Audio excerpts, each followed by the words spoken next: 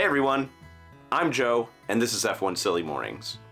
2024 was one of the better racing years on record and gave us a lot of really interesting announcements, like Lewis Hamilton going to Ferrari, Carlos Sainz going to Williams, and 5 rookies joining the field. But what's going to actually happen in 2025?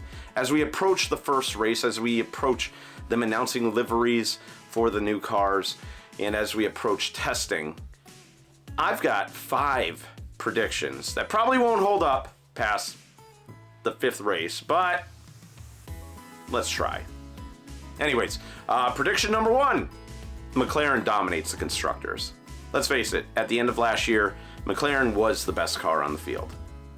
And to be honest, I think they also have 2 of the best drivers on the field. I don't see that changing that much in 2025. I think we're going to see them dominate in the way that Red Bull dominated with the RB19. Prediction number 2. They get spicier as we get further in here. Red Bull has a driver swap mid-season. I know that this is kind of commonplace, and I was expecting it last year, to be honest. But I think that Red Bull is in such a state that they're not going to be able to look past the summer break at the very least to make a driver swap. I've had my issues with Liam Lawson making it to where he is, and not because of Liam Lawson, but because of his experience in what other Red Bull drivers could provide. I think that there are different scenarios in which you could say Lawson should be in F1, but he should be at V-Carb. And I agree with that. I think he needs some seasoning before he joins the big team. But again, I don't blame him for joining Red Bull. I don't blame anybody for joining the big team. But I think that he's set up to fail, unfortunately. The car's not going to be as good, and if the rumors are as we're hearing, that doesn't spell good news for Lawson. Max can will the car ahead on his own, but I don't think Liam Lawson is in that position just yet. So expect him to follow the suit of Pierre Gasly, Alex Albon, and now Sergio Perez. I think it's going to be tough for us to actually see that happen. But it is. Prediction number 3. Charles Leclerc finishes ahead of Lewis Hamilton in the driver's standings. This is a tough one because I have a lot of respect for Lewis, but I also have a lot of respect for Charles. And Lewis is an older driver now. He's not getting any younger. And Charles has been the project of Ferrari for a long time. And I think that if we're being honest with ourselves, I haven't seen Lewis will a car to the front in a long time, but I have seen Charles do a lot. And I just think that we're at the point of we need to stop deluding ourselves. Can Lewis win a race or 2? Yeah, definitely.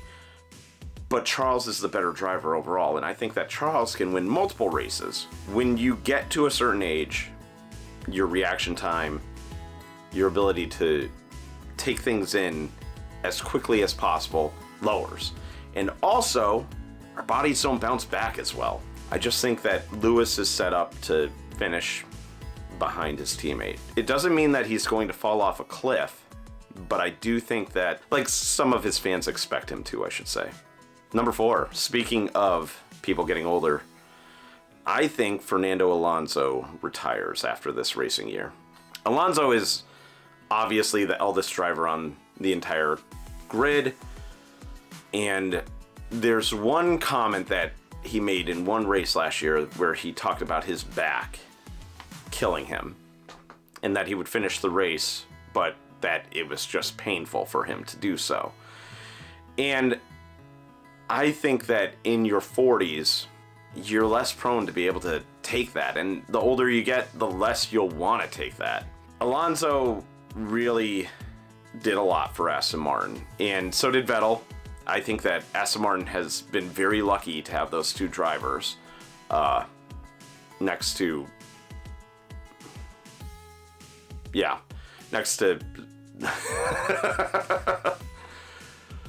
But anyways, I think that Vettel's retirement showed what they can do when a driver retires like that. And I think that Alonso deserves a similar send-off. It's not Alonso's fault that he ran into just buzzsaws of great drivers during his career. And he is a great driver. He had to get past Schumacher. And he did. But then he ran into Vettel and Hamilton and now Max Verstappen. There's just no getting past it. And, you know, here we are. And at some point, you go, am I content with 10th place? And I don't think that Fernando Alonso is racing to be in 10th place. I think he's racing to be in first, but it's not going to happen. So, yeah, I think that they'll have a special send-off for him. I think he'll announce it mid-year, just like Vettel did. And I think it'll be nice. I think it'll be the right way for him to do it, and he'll go out on his own terms. And then finally, our fifth prediction, I gotta say, Lando Norris wins the Drivers' Championship. And I know that's not going to be that spicy of a prediction, but this is over Max Verstappen, over his teammate Oscar Piastri, over Lewis Hamilton, over Charles Leclerc. Lando Norris finally, with the maturity that he's gained and the knowledge that he has now and the fast car that he's going to have underneath him, just is able to push ahead, make the right decisions this year, make the right calls, not be emotional about it, and finish in first.